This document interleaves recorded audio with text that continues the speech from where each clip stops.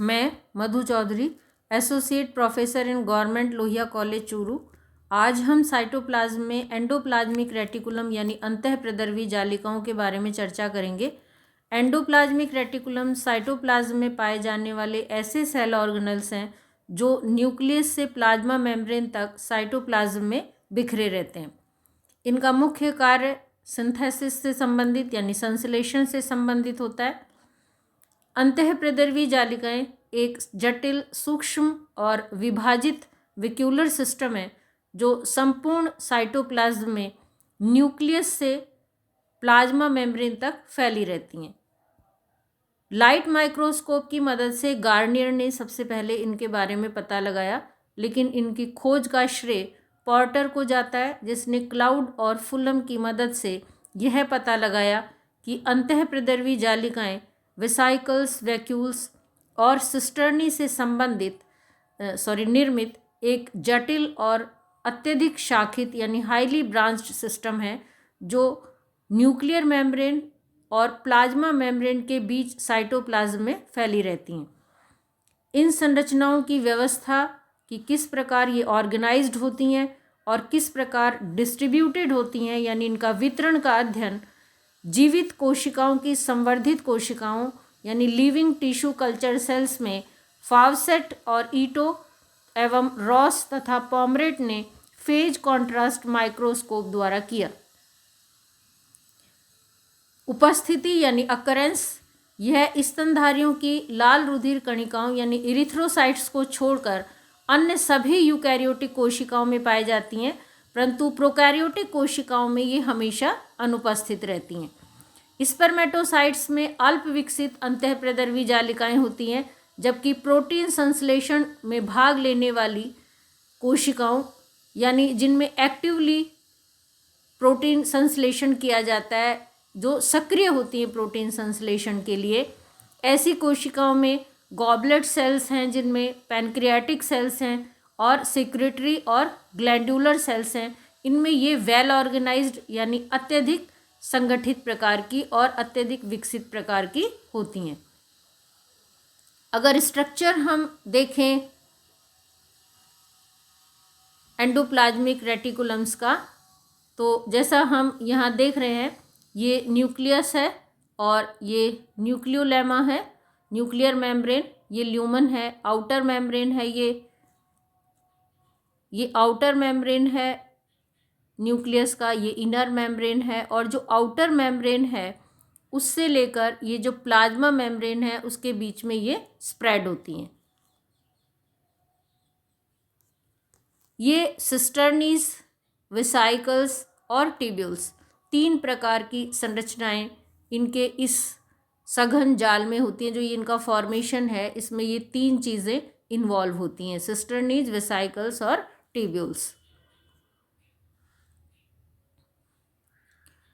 Morphology, आकार की या स्काल्ट्रा स्ट्रक्चर जब हम देखते हैं तो कोशिका की उपापचयी अवस्था यानी मेटाबॉलिक स्टेट्स के आधार पर एंडोप्लाज्मिक रेटिकुलम के आकार, उनकी ज्यामिति यानी आकृति और संरचना एवं इनके संयोजन के गुणों में काफ़ी अधिक विविधता यानी वेरिएशन पाया जाता है। ये विविधताएं निम्न प्रकार से होती हैं। सिस्टर्नीज, ये लंबी, चपटी और अशाखित यानी अनब्रांच्ड ट्यूबुलर स्ट्रक्चर होते हैं जो समानांतर कतारों में यानी पैरेलल लाइंस में व्यवस्थित रहते हैं। सजोस्ट्रेड ने सिस्टर्नी नाम दिया 1953 में। ये केंद्र के चारों ओर एक अनुक्रमिक स्तर बनाते हैं, एक के ऊपर एक जमे हुए रहते हैं। इनकी चौड़ाई सभी ओर से एक समान तथा मोटाई 40 से 50 मिली माइक्रोन होती है। ये सामान्यतः प्रोटीन संश्लेषण में व्यस्त कोशिकाएं जैसे यकृत, अग्नाशय यानी लीवर, पैनक्रियास, नोटोकार्ड और ब्रेन सेल्स में प्रमुखता से पाई जाती हैं। तो क्योंकि ये प्रोटीन संश्लेषण से संबंधित कोशिकाओं में ज़्यादा पाए जाते हैं, तो जैसा हम यहाँ स्वाभाविक रूप से देख रहे हैं कि इनमें राइबोसोम्स अटैच हैं ऊपर। तो ये रफ एंडोप्लाज्मिक रेटिकुलम्स हैं।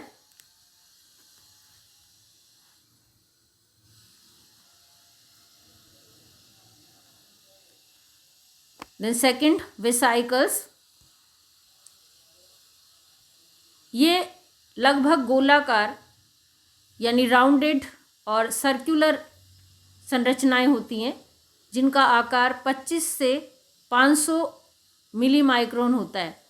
ये प्रोटीन संश्लेषण में सक्रिय कोशिकाओं में विशेषतः लीवर और पैनक्रियाज में मिलती हैं और ये बेसोफिलिक इन नेचर होती हैं।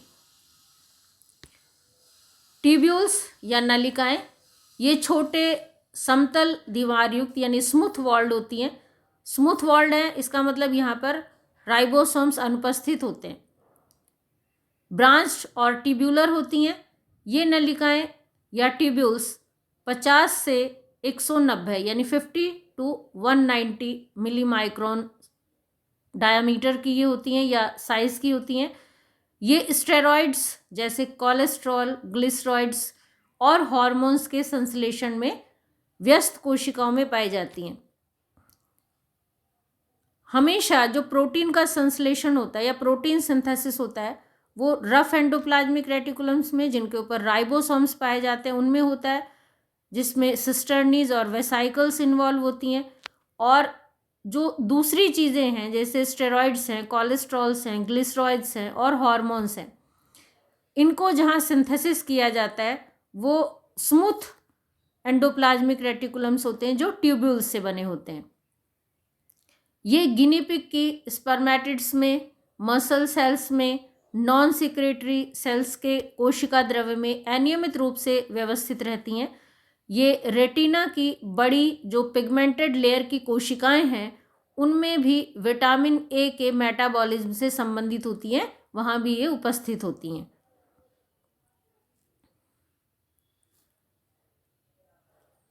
मॉडिफिकेशंस जो एंडोप्लाज्मिक रेटिकुलम में पाए जाते हैं, अंतःप्रद्रवी जालिकाएं मांसपेशियों में सार्कोप्लाज्मिक रेटिकुलम और रेटिना में माइलॉइड रेटिकुलम के रूप में उपस्थित होती हैं।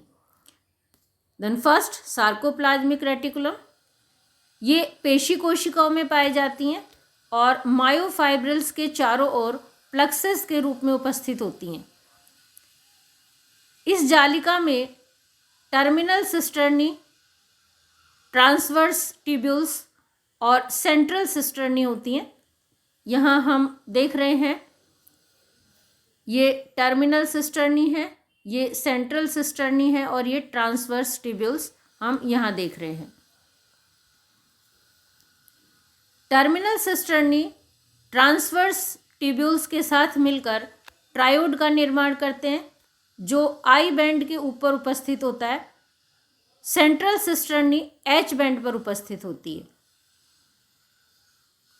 माइलॉइड रेटिकुलम जो रेटिना में पाए जाते हैं, यह रूपांतरित स्मूथ एंडोप्लाज्मिक रेटिकुलम है या चिकनी अंतःप्रद्रवी जालिका है जो आँखों की रेटिना में पाई जाती है। रेटिना की पिगमेंटेड सेल्स में यह ऑर्गेनाइज्ड वेसाइकल्स और ट्यूब्यूल के रूप में व्यवस्थित होती है और इन्हें हम माइलॉइड बॉडीज़ भी कहते हैं। इसके अलावा एन्यूलेटेड रेटिकुलम्स भी पाई जाती हैं जो इमेच्योर oocytes में, एग सेल्स में एन्यूलर फॉर्म में पाई जाती हैं, अतः इन्हें एन्यूलेटेड रेटिकुलम्स कहते हैं। वलयाकार लैमेले यानी एन्यूलेटेड लैमेले केंद्रक के निकट अथवा समूहों में व्यवस्थित रहते हैं और इनमें असंख्य छिद्र पाए जाते हैं। अल्ट्रा स्ट्रक्चर अंतःप्रद्रवी जालिका के तीनों रूप यानी ट्यूब्यूल्स, वेसाइकल्स और सिस्टर्नी एक ही कोशिका में एक ही समय में अथवा सेल साइकिल में भिन्न भिन्न समय पर पाए जा सकते हैं। ये सभी रचनाएं 50 to 60 एंगस्ट्रॉम मोटी झिल्ली से घिरी रहती हैं जिसे हम यूनिट मेम्ब्रेन कहते हैं। प्लाज्मा झिल्ली एवं केंद्र की झिल्ली यानी न्यूक्लियर मेम्ब्रेन के समान इन रचनाओं में झिल्लियां बाहरी और आंतरिक प्रोटीन तथा मध्य की फॉस्फोलिपिड वसा की बनी हुई होती हैं।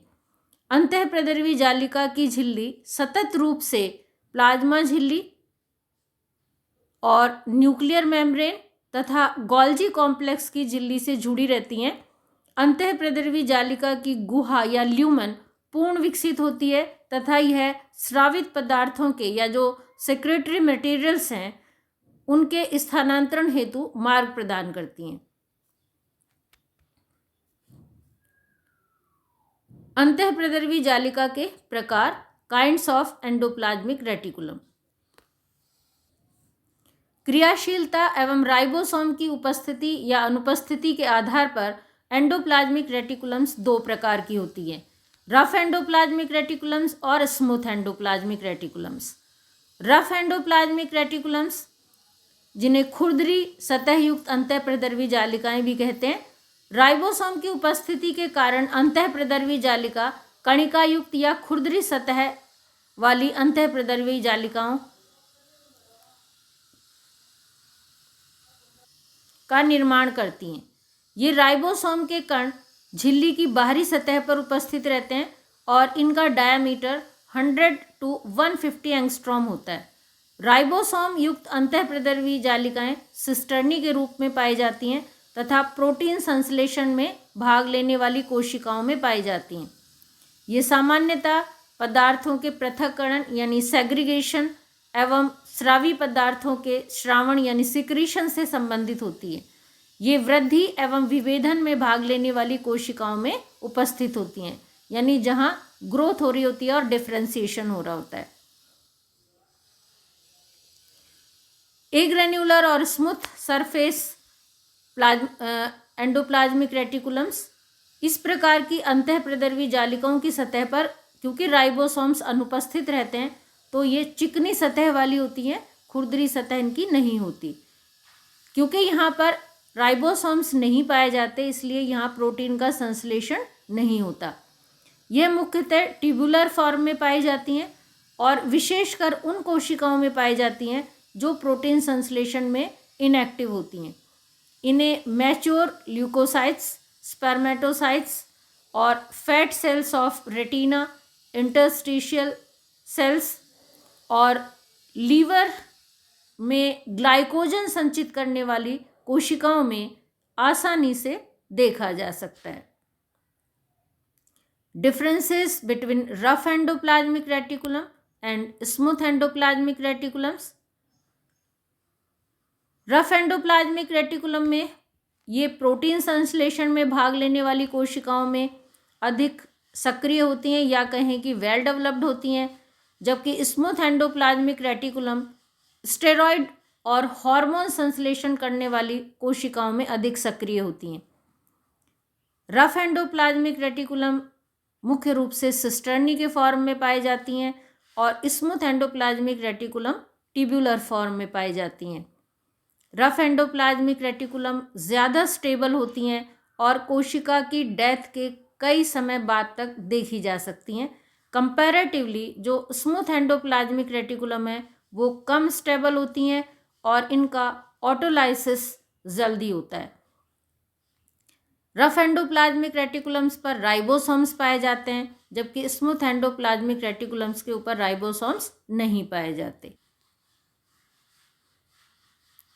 Chemical composition of endoplasmic reticulum, इनमें लिपिड पाए जाते हैं, प्रोटीन पाए जाते हैं, एंजाइम्स पाए जाते हैं।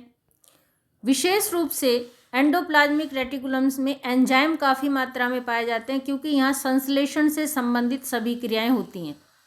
फर्स्ट, लिपिड की कुल मात्रा 30 to 50% होती है, जिसमें फॉस्फोलिपिड टोटल लिपिड का लगभग 70% होता है। फॉस्फोलिपिड में लेसिथिन और सिफेलिन के रूप में उपस्थित होता है और लिपिड की सांद्रता प्लाज्मा झिल्ली से इसमें ज़्यादा होती है। प्रोटीन मुख्य रूप से राइबोफोरिन के रूप में उपस्थित होता है। रफ एंडोप्लाज्मिक रेटिकुलम में राइबोफोरिन फर्स्ट और सेकंड प्रोटीन उपस्थित होता है। सामान्यतः प्रोटीन रफ एंडोप्लाज्मिक रेटिकुलम और स्मूथ एंडोप्लाज्मिक रेटिकुलम दोनों में उपस्थित होते हैं, लेकिन राइबोफोरिन जो है ये रफ एंडोप्लाज्मिक रेटिकुलम में उपस्थित होते हैं।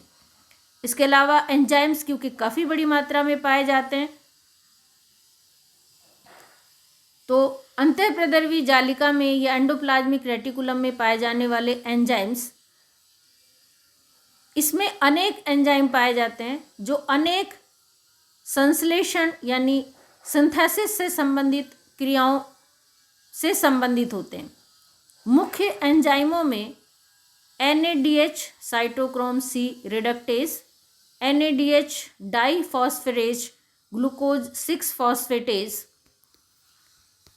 Mg+2 एक्टिवेटेड एटीपेज, ये मुख्य होते हैं। एंडोप्लाज्मिक रेटिकुलम के कुछ एंजाइम जैसे न्यूक्लियोटाइड डाइफॉस्फेट आदि फॉस्फोलिपिड, स्कॉर्बिक एसिड, ग्लूकोराबाइड, स्टेरॉइड एवं हेक्सोज उपापचय से संबंधित होते हैं। अंतःप्रदर्वी जालिका के एंजाइम निम्न कार्य अलग अलग करते हैं, जैसे फर्स्ट ग्लिसरॉइड्स जैसे ट्राइग्लिसरॉइड्स, फास्फोलिपिड्स और ग्लाइकोलिपिड्स का संश्लेषण, प्लाज्मा लीजन का उपापचय, वसा अम्लों का संश्लेषण, स्टेरॉइड्स के जीव संश्लेषण में असंतृप्त बॉन्डों का हाइड्रोजनीकरण, स्टेरॉइड का रूपांतरण, हाइड्रोक्सीकरण और एरोमेटीकरण, एल एस्कॉर्बिक अम्ल का संश्लेषण, UDP यूरोनिक अम्ल का उपापचय, UDP ग्लूकोज का डिफॉस्फोराइलेशन, स्टेरॉइड्स का संश्लेषण। ओरिजिन अगर हम देखें तो अंतःप्रदर्वी जालिका के उद्भव के बारे में कोई निश्चित धारणा नहीं है। एक परिकल्पना यानी हाइपोथेसिस के अनुसार इनकी उत्पत्ति न्यूक्लियर मेम्ब्रेन से मानी जाती है।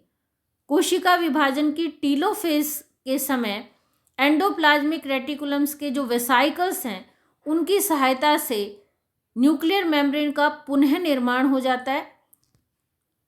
विभेदनशील कोशिकाओं यानी डिफरेंशिएटिंग सेल्स के अध्ययन से एंडोप्लाज्मिक रेटिकुलम की उत्पत्ति को समझा जा सकता है। पहले ग्रैन्युलर एंडोप्लाज्मिक रेटिकुलम का ओरिजिन होता है।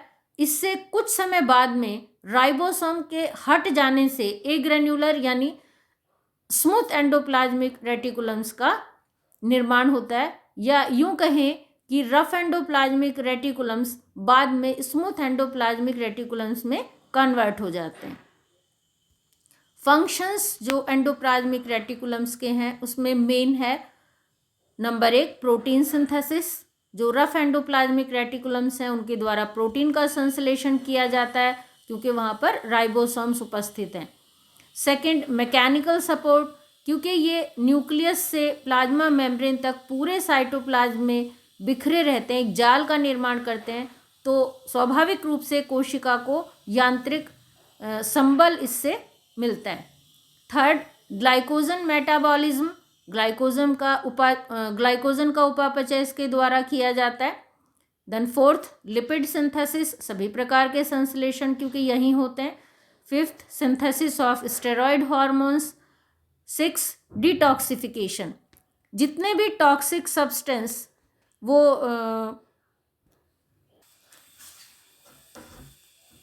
इंसेक्टिसाइड्स हो सकते हैं, दूसरे प्रदूषित करने वाले एनवायरनमेंट को पदार्थ हो सकते हैं जिनको हम बाई एयर और बाई फूड और जो लिक्विड सब्सटेंस हैं उनके साथ हम जब लेते हैं अपनी बॉडी में, जब वो चले जाते हैं तो ऐसे जब भी सभी पदार्थों को बॉडी में एक सिस्टम होता है कि या तो उन पदार्थों को लेस टॉक्सिक में कन्वर्ट कर दिया जाता है या फिर उनको डिटॉक्सिफाई कर दिया जाता है। और ये जो कार्य होता है हमारे बॉडी में, ये एंडोप्लाज्मिक रेटिकुलम्स के द्वारा किया जाता है। फॉर्मेशन ऑफ माइक्रोबॉडीज़ इनके द्वारा फॉर्म होते हैं। जब यहाँ सिंथेसिस होता है चीज़ों का तो फिर वो चीज़ें यहाँ से ट्रांसफ़र करी जाती हैं क्योंकि गोल्जी बॉडीज़ में जाती हैं, वहाँ उनको मॉडिफाई किया जाता है, एक्टिवेट वो होती हैं। तो इस तरह से इनके जो संश्लेषण जिन चीज़ों का हुआ है, जो सिंथेसिस जिन चीज़ों का किया जाता है, उनको पैक करने के लिए यहाँ पर माइक्रोबॉडीज़ फॉर्म होते हैं। देन सर्कुलेशन एंड एक्सचेंज, क्योंकि न्यूक्लियर मेम्ब्रेन से प्लाज्मा मेम्ब्रेन तक ये फैली हुई हैं, तो जो चीज़ों का ट्रांसपोर्टेशन है वो जेनेटिक मटेरियल और दूसरी चीज़ें हो सकती हैं जो न्यूक्लियस से साइटोप्लाज्म तक और कभी कभी सेल के बाहर तक, जो उनका एक्सचेंज है वो उसमें भी ये हेल्प करती हैं। इसके अलावा मेम्ब्रेन फ्लो में हम ये देखते हैं कि जो झिल्लियां हैं सेल की, जिसमें गोल्जी बॉडीज इन्वॉल्व होती हैं और एंडोप्लाज्मिक रेटिकुलम्स तो हैं ही, और प्लाज्मा मेम्ब्रेन, सभी झिल्लियां एक पर्टिकुलर मैनर में एक दूसरे के साथ जुड़ी हुई रहती हैं चीज़ों को प्रवाहित करने में। इसको हम मेम्ब्रेन फ्लो के नाम से जानते हैं। आयनिक ग्रेडियंट,